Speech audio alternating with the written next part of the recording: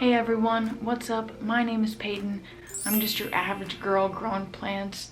And in this video today, I'm going to be giving you some plant parent tips so you can keep that title and you can keep that plant happy and healthy.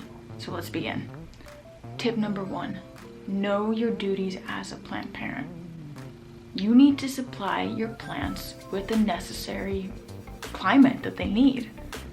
If you're gonna get a plant that loves high humidity, you better supply it a humidifier.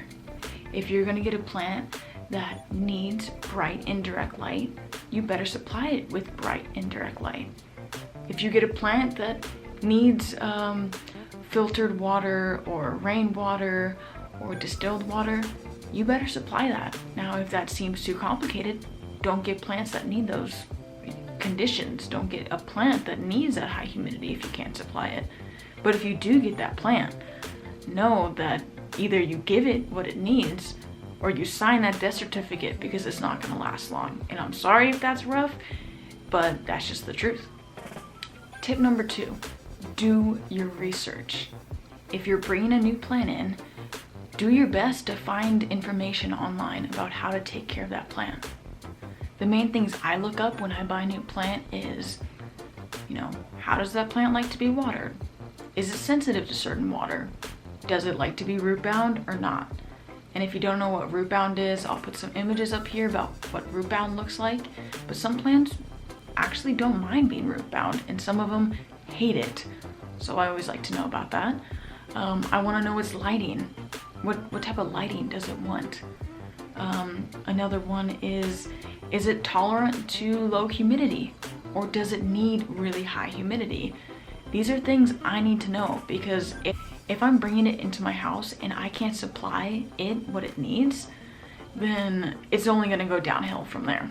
Like, plain and simple, if I can't give it what it wants, then it's not going to be happy. It's the sad truth. Another great question to look up online is, where's that plant from? This will give you a great insight about the environment that you need to create in your house. Tip number 3, utilize a moisture meter.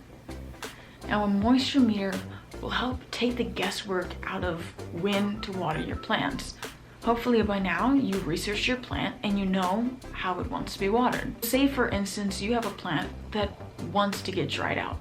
It doesn't want you to water it until there is like no moisture in the soil.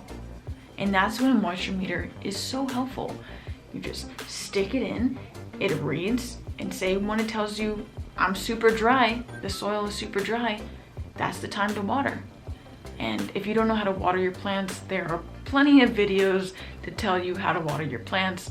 But I do want to tell you, no matter what plant you have, no matter how it wants to be watered or how you water, a moisture meter will only help you out. For me, I love having data instead of just a guesswork. I know some people will do the finger test and say once your finger doesn't feel any moisture, then the soil is dry.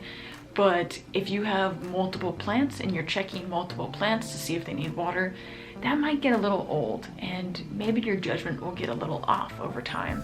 So I definitely recommend investing in a moisture meter. I found mine at Lowe's. You could find them online or possibly where you buy your plants. So definitely look into it. It's cheap, it's worth it. Trust me. Tip number 4. A lot of plant parenthood is experimenting. Say you have a plant and it's not looking that happy.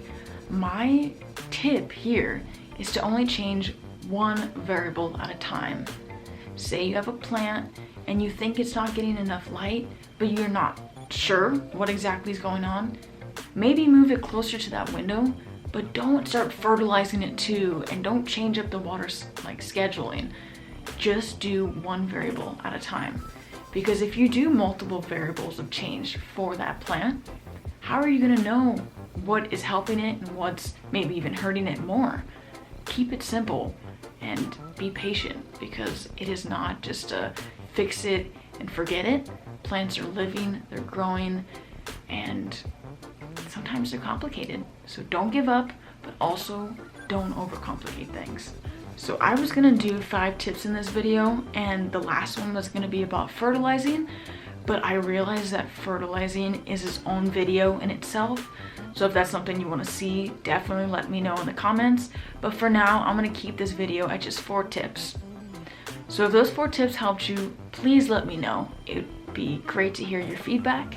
You could let me know in the comments. You could let me know by giving this video a like. And you could definitely let me know by subscribing, because that tells me that you're interested in this type of content and you want to see more. Well, thanks again, guys, and I will see you next time. Bye.